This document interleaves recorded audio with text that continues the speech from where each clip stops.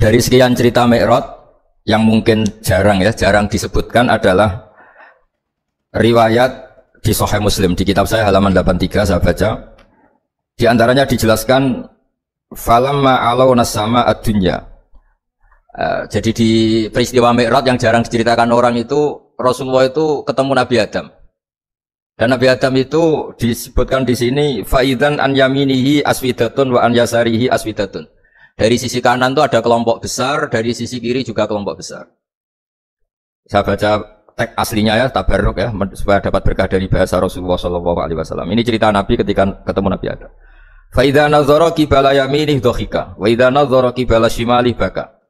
Nabi Adam ketika melihat ke kanan itu senyum-senyum, senang sekali. Tapi kalau melihat ke kiri itu nangis. Lalu Rasulullah SAW tanya ke malaikat Jibril, itu siapa? Itu Adam. Dan yang kelompok di kanan itu ahli surga, maka beliau kalau melihat senang sekali, dan kalau yang di kiri itu ahli neraka, kalau beliau melihat itu susah sekali. Artinya apa? Betapa susahnya jadi Nabi Adam itu. Jadi kalau misalnya ada koruptor ketangkep itu ya, yang nangkep ya cucunya, yang ditangkep juga cucunya. Kalau kita punya anak 10 itu, terus yang satu misalnya nyuri milik temannya, milik saudaranya itu, sing naboi ya anaknya, yang ditaboi juga anaknya. Kayak apa terseksanya seorang Nabi Adam? Karena nggak punya pilihan, pasti dari sekian kasus dolim dan mazlum, yang mendolimi maupun yang didolimi itu pasti anak cucunya.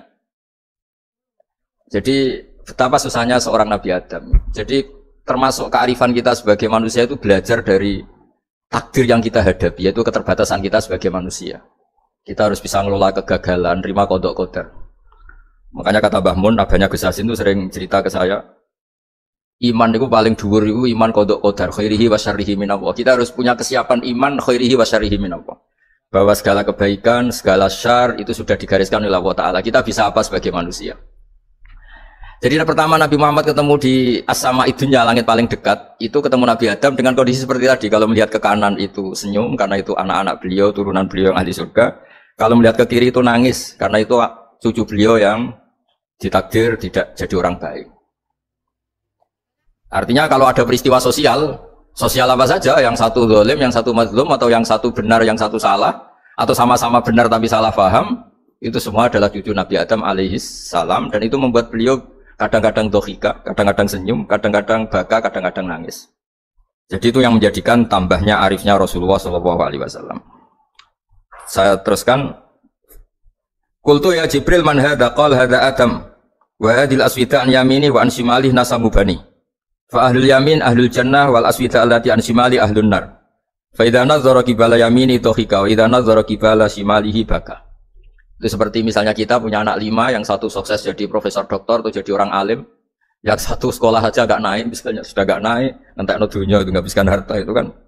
Tapi barokahnya itu mungkin kita mau jadi sombong gak jadi itu, karena punya anak yang gak sukses. Mungkin barokahnya punya anak gak sukses itu meredam keangkuhan kita, terus kita menjadi orang yang sopan dengan tetangga, dengan orang lain karena dipaksa punya hal-hal yang seperti itu. Jadi semua yang ditakdir Allah kalau kita ridho itu pasti baik. Karena ya kata yang ngarang kitab hikam itu, orang tawaduk itu kalau dinasihati pakai teks saja tidak cukup. Kalau punya utang itu tawaduk sendiri gitu. Guyonannya orang-orang kiai gitu. Ada orang sombong, supaya ada sombong kalau dia ketemu orang yang ngutangin itu pasti sopan sendiri. Jadi kalau dinasihati suruh sopan susah, tapi kalau ketemu orang yang ngutangin atau ketemu orang yang dia butuh pasti dengan sendirinya sopan sendiri. Atau ketemu orang yang menjadikan anaknya dapat pekerjaan, menjadikan keluarganya dapat job pekerjaan, pasti dia sopan sendiri karena utang jasa. Nah kalau kita pasti sopan sama orang yang ngutangi kita, yang menolong kita, apalagi dengan Allah Ta'ala yang semua yang kita pakai pasti dari Allah Ta'ala. Dengan demikian sudah keharusan kita sangat-sangat sopan pada Allah Ta'ala. Yang implementasinya dengan sujud dan dengan sholat. Itu juga yang dibawa dari hasil Mi'raj. Ini saya baca teksnya ya. Saya tadi jam 9 baca Bukhari di Kudus sama beberapa habaib. Alhamdulillah. Sekarang saya teruskan dengan Sahih Muslim. Termasuk kitab 6 yang paling dipakai ahli sunnah itu Al-Kutubus Sittah. Yang paling pokok itu adalah Bukhari Muslim. Terus kemudian naik-naik terus ketemu Marartu bi Musa alaihi salam. Ini nabinya Bani Israel. Saya kemudian ketemu dengan Nabi Musa alaihi salam. Nabi Musa itu nabinya Bani Israel. Jadi orang Bani Israel itu bawaannya itu protes. Protes itu komplain. Ketika makomnya beliau dilewati Rasulullah SAW, kelas beliau sebagai nabi, beliau nangis. Ketika nangis ditanya, "Ma yubkika, kenapa engkau nangis ya Musa?" Terus ini saya baca supaya seperti tagnya. Kata Nabi Musa, Rabbi hadza ghulamun ba'astahu ba'di yadkhulu min ummatihi al-jannata aktsaru mimma yadkhulu min ummati. Ini lelaki atau nabi junior, nabi yang datangnya setelah saya, mestinya senior saya. Tapi nabi ini sukses, umatnya lebih banyak masuk surga ketimbang saya. Ini yang bikin saya nangis. Jadi pikirannya Nabi Musa kalau beliau senior, beliau lebih dulu ya umatnya lebih banyak masuk surga. Ternyata enggak, masih banyak umatnya Rasulullah SAW. Dan ini gaya beliau yang suka protes itu berkah karena protesnya orang soleh. Seorang lagi apa-apa kalau dilakukan orang soleh itu pasti barokah. Ketika Rasulullah dapat perintah 50 sholat, itu Nabi Ibrahim pertama yang dilewati karena di langit paling atas dibanding nabi-nabi yang lain. Itu Nabi Ibrahim diam karena beliau tidak punya tradisi protes. Semua nabi diam karena Allah memerintahkan pasti sudah bagus lah, sudah diukur kekuatan hambanya. Tapi ketika Nabi Musa, beliau orang pertama komplain. Dapat apa kamu ya Muhammad? Dapat 100 sholat, dapat 50 sholat. Apa komentar Nabi Musa? Umat saya lebih gagah-gagah, lebih keren-keren. Pernah saya uji itu tidak ada yang mampu, apalagi umat kamu. Maka kamu mintalah keringanan. Fas'alhu takhfif, kamu harus minta keringanan. Masyhur itu riwayat itu. Kemudian Nabi minta keringanan sama Allah dipotong hanya 5. 5 masih 45, dipotong lagi 5 masih 40 sampai 9 kali pemotongan. Akhirnya jadi 5 sholat. Itu satu menjadi pelajaran bahwa hubungan dengan Allah Ta'ala itu tidak perlu malu karena Allah itu suka kalau dimintain. Mestinya kan dipotong 5 minta lagi sungkan, dipotong lagi 5 minta lagi sungkan, tapi ternyata berkali-kali. Bahkan ketika sudah 5 itu Nabi Musa masih bilang, ya Muhammad minta lagi keringanan. Jadi kalau itu dikabulkan itu jadi tidak ada sholat itu kalau 5 masih minta. Nah, sampai Rasulullah itu tanya ke Jibril, ya Jibril bagaimana dengan gaya komplainnya Nabi Musa? Hiddah itu sering komplain. Jawabnya malaikat Jibril, ya roh hiddata, Allah tahu betul tentang komplainnya Musa dan Allah senang. Ya karena bawaan beliau begitu. Ini penting saya utarakan bahwa dalam Islam itu orang yang lemah lembut, yang samahah, Allahun halim kayak Nabi Ibrahim itu juga Allah suka. Yang suka komplain tapi demi hak, bukan demi konflik. Saya ulang lagi, demi hak bukan demi konflik, juga Allah suka. Itu kita menjadi dapat sholat yang hanya 5 itu barokahnya komplainnya Nabi Musa karena kita yang lemah ini diukur dengan umat beliau yang kuat, ternyata umat beliau tidak kuat. Barokahnya tidak kuat itu dipakai tolak ukur apalagi umatmu ya Muhammad. Kemudian itu yang menjadikan Nabi sebagai orang yang sangat tawaduk karena yang merintahkan itu senior. Meskipun kita tahu Nabi Muhammad itu Sayyidul Awwalin wal Akhirin, tapi secara lahir, secara jusmani beliau lahir paling belakang dan secara lahir juga beliau Nabi paling terakhir. Jadi secara hukum adab beliau harus sopan. Tentu sopan itu jadi panutan kita. Meskipun kita tahu hakikat beliau adalah Sayyidul Awwalin wal Akhirin. Secara hakikat. Nanti kita bicara lebih jauh tentang jusmani dan rohani. Nah akhirnya keturutan sampai 5 sholat yang kita lakukan sekarang itu barokahnya komplainnya Nabi Musa. Banyak di cerita-cerita kitab hadis. Ketika Nabi Musa ngaji sama Nabi Khidir, itu komplainnya Nabi Musa menjadi fikih yang luar biasa. Kata kitab Ibnu Hajar al-Asqalani, Fathul Bari. Ketika beliau ngaji sama Nabi Khidir, kemudian Nabi Khidir itu dipinjemin perahu sama masyarakat. Sudah dipinjemin karena beliau majanan ya, dikasih gratis. Tapi di tengah-tengah perjalanan perahunya itu dilubangi. Nabi Musa komplain, akhirat tahali tukhriqu ahla, masa kamu lubangin padahal kamu naik, nanti gimana, kamu sudah pinjem, nggak bayar, masih merusak lagi, itu apa-apaan.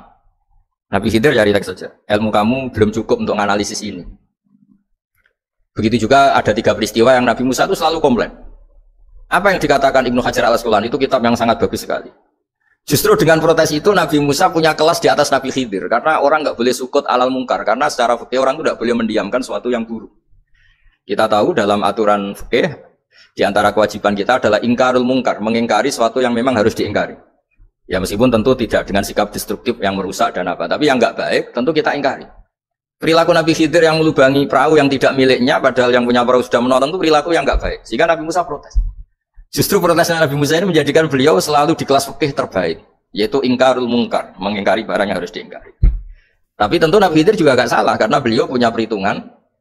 Di depan nanti itu ada begal-begal, ada kekuatan yang enggak baik, yang selalu akan membegal perahu-perahu yang kondisinya sempurna. Nabi Khidir punya perhitungan, kalau ibarat mobil ini spionnya kok enggak dipecah, enggak diambil, itu termasuk mobil bagus, pasti digarong. Tapi gara-gara spionnya dipecah dulu sama Nabi Khidir, terus depannya dilumuri apa supaya agak menarik, ini selamat. Jadi perhitungannya Nabi Khidir, wa kana wara'uhum maliku ya'khudhu kulla safinatin lusba. Di beberapa tafsir diartikan safinah ay sholihah, karena di depannya nanti akan ketemu orang-orang yang dolim yang selalu ngambil perahu-perahu yang bagus. Caranya gimana supaya perahu itu gak diambil? Ya karena mereka hanya ngambil yang bagus, ya dirusak dulu supaya gak bagus. Kalau ya nggak bagus nanti lolos dari garong tadi, dari pengambilan secara dolim tadi. Jadi Nabi Khidir gak salah karena ada visi seperti itu. Nabi Musa protes juga gak salah karena memang tugasnya fikih itu ingkarul mungkar, mengingkari barang yang memang gak benar. Nah, di sini seperti yang dikatakan Gus Yassin, kita harus bisa ngelola perbedaan, ngelola beda sudut pandang dan sebagainya. Sehingga kita selalu dapat nikmat Allah Ta'ala, wa allafa baina qulubihim, nikmat yang kita asik, kita hidup asik, nyaman. Doa-doa bapak-bapak saya, guru-guru kita sering ijazahi setiap ketemu teman atau keluarga disuruh berdoa, Allahumma alif baina qulubina wa aslih dzata bainina. Semoga hubungan kita dengan orang lain itu baik-baik saja dan semua konflik kita dibenahi oleh Allah Subhanahu wa taala. Karena kita tidak pernah tahu ya. Kita miskin kadang dianggap problem karena takut membebani tetangga. Tapi kita kaya juga kadang dianggap problem karena orang lain takut kalah dengan kita. Kita tidak pernah tahu cara pandang orang lain. Jadi kadang-kadang kita menang gitu, sama yang seneng dikira kita pemikir serius gitu. Tapi sama yang nggak seneng dikira kita merengut. Kita guyon, kata yang seneng itu luar biasa. Kita dianggap orang yang ceria. Bagi yang nggak seneng dianggap arogan. Jadi kita tidak pernah bisa ngelola pikiran orang lain. Nah, barokahnya rahmat Allah yang tidak terbatas kita seperti ini. Dan itu digambarkan oleh Allah Ta'ala ketika ketemu antar Nabi itu. Cara pandang ya beda-beda. Nabi Ibrahim itu kalau melihat orang yang nggak benar itu ya ngendikannya faman tabi'ani fa innahu minni wa man aswani fa innaka ghafurur rahim. Ya Allah, yang ikut saya ya karuan kelompok saya, yang tidak ikut saya semoga engkau banyak mengampuni mereka. Nabi Nuh beda sekali cara pandang. Nabi Isa ubudiyah murni. Ketika melihat orang yang enggak benar, beliau tidak ngambil sikap. Beliau ngendikan intu adzibhum fa innahum ibadu. Kalau engkau siksa nggih monggo Gusti, itu hamba-hamba jenengan, itu terserah jenengan. Wa in taghfir lahum, kalau engkau ampuni nggih monggo, jenengan yang punya pertimbangan lebih bijak.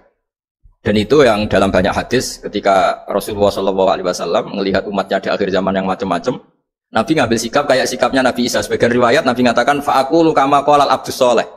Saya akan mengambil sikap kayak sikapnya al-abdus soleh. Di hadis itu diredaksikan yaitu dengan redaksi intu adzibhum fa innahum ibaduk wa in taghfir lahum fa innaka antal azizul hakim. Ya saya teruskan. Kemudian akhirnya Rasulullah SAW sampai ke Sidratil Muntaha. Wa ra'aitu Ibrahim alaihi salam wa ana asbahu waladih bih. Ketika ketemu Nabi Ibrahim, hubungan Rasulullah itu sangat emosional. Beliau yang pertama diceritakan, saya ketika ketemu Nabi Ibrahim itu senang sekali. Karena ternyata saya ini cucu beliau, turunan beliau yang paling mirip beliau. Jadi ini unik, dari sekian peristiwa besar, peristiwa langit, kemudian Nabi ada hubungan emosional yang luar biasa ketika ketemu Nabi Ibrahim. Pertama yang dikatakan Nabi, wa ana asbahu waladihi. Saya adalah cucu yang paling mirip beliau. Dan ini kita tahu akhirnya di semua syariat kita, istilah resminya itu anit tabi millata Ibrahim hanifah. Di istilah resmi agama kita millata abikum Ibrahim, agama leluhur kamu Ibrahim. Kita ketika baca sholawat Allahumma sholli ala sayyidina Muhammad, terusannya juga kama shollaita ala sayyidina Ibrahim wa ala ali Ibrahim. Dan seterusnya dan seterusnya. Kemudian yang terakhir saya cerita secara akidah Ahlussunnah wal Jamaah yang dianut oleh Imam Asy'ari dan Maturidi. Meskipun secara lahir itu Nabi ngalami pertemuan dengan Allah di Sidratil Muntaha, tapi tetap saja kita cara pandang bahwa Allah Ta'ala itu mukhalafatul hawadis. Allah tidak bisa kamu andekan di satu tempat terus ngalami hal-hal yang kita alami sebagai makhluk. Sebab itu sirinya kenapa di surat Isra dimulai dari subhanalladzi. Allah tetap maha suci. Maha suci itu artinya terbebas dari yang kita alami. Allah selalu mukhalafatul hawadis. Allah la yahtaju ila makarin. Allah tidak butuh tempat. Allah tidak butuh waktu. Allah tidak butuh semua. Karena Allah itu qayyum. Allah itu qiyamuhu binafsihi, berdiri sendiri. Allah tidak butuh aras, Allah tidak butuh kursi. Tapi eksistensi kursi yang butuh Allah. Allah tidak butuh aras, tidak butuh kursi, tidak butuh langit. Semuanya itu berdiri karena Allah. Bukan sebaliknya Allah berdiri di atas semuanya. Sehingga kita mulai kecil diajari Allah itu siapa? Al-Qayyum. Kalau bahasa kita qiyamuhu binafsi. Selalu berdiri sendiri dan Allah itu al-ghaniyul mutlak. Enggak butuh yang lain. Di sini pentingnya selalu Nabi ngendikan subhanallah beritanya tetap Allah itu maha suci, Allah maha besar, Allah Maha Agung, dan keagungannya diantara ditandai dia punya sifat yang tidak sifat kita. Dia punya keabadian yang tidak bisa kita miliki. Dia punya semua yang tidak kita miliki. Jadi sebab itu dimulai subhanalladzi asra bi 'abdihi lailam minal masjidil haram. Jadi kata subhana ini maha suci itu maha suci dari tempat, dari waktu, dari apa saja. Meskipun Allah punya adat, punya sunnah memperlakukan hambanya itu dengan logika atau bayangan yang dibayangkan seorang hambanya. Sehingga seakan-akan kita ini ya ketemu, seakan-akan kita bisa ini melihat. Sehingga di surga disebut kita ini melihat Allah. Tapi semua ahli sunnah mengatakan, tapi kamu melihat Allah itu tetap saja bila kaifin walan khisorin. Tidak bisa terus menciri. Menciri itu bisa membatasi sifatnya Allah itu begini-begini, tidak bisa. Tetap Allah itu la tudrikul absor wa huwa yudrikul absor. Tapi kita bisa disebut melihat dengan kemakhlukan kita yang profan di surga disebut melihat, tapi bukan melihat yang kayak kita melihat antar makhluk yang terus bisa apa itu cerita detail, cerita spesifik, cerita apa tidak bisa. Tetap la tudrikul absar. Ini hebatnya ulama-ulama kita, selalu cerita Mi'raj, cerita nazar ila wa fil jannah, melihat Allah di surga, tapi bersamaan dengan itu selalu cerita Allah itu mukhalafatul hawadits, Allah itu laisa kamislihi syai'un. Jadi terima kasih Gajang utamanya pada Gus Yasin dan yang membantu semuanya. Barokahnya kita ketemu bisa ngaji, supaya barokah saya baca teks aslinya di Hadisil Isra, karena tadi saya jam 9 sudah baca Bukhari, ini supaya dapat berkah saya ini baca Sahih Muslim. Sekian dan semoga barokah. Assalamualaikum warahmatullahi wabarakatuh.